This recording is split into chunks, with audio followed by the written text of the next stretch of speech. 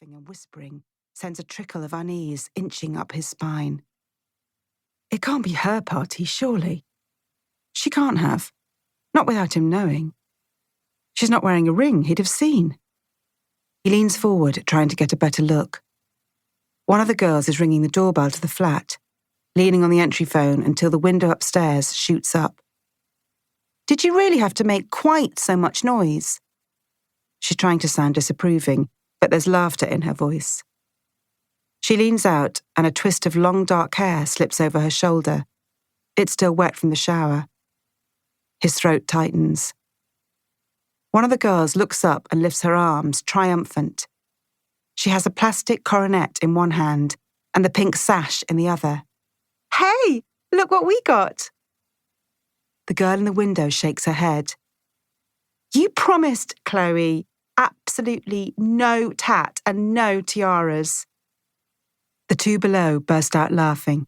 This extremely tasteful piece of decorative headwear happens to be mine, not yours, says the second girl, her words slurring slightly. We got this little number for you. She digs into her handbag and holds something up.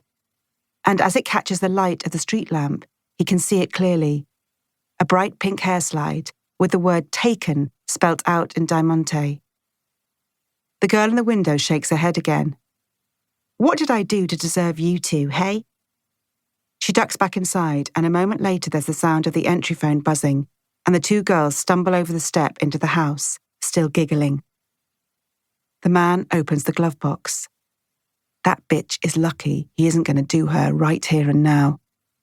That'll put paid to their trashy little tart fest. But he won't. He wants the exhilaration of waiting. Still wants it, even now.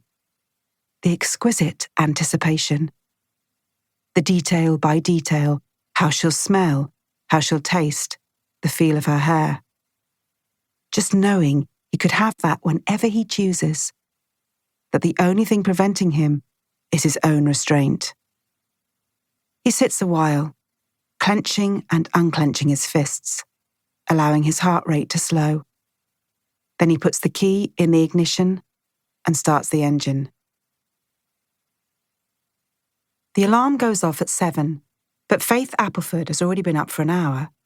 Hair, clothes, shoes, makeup, it all takes time.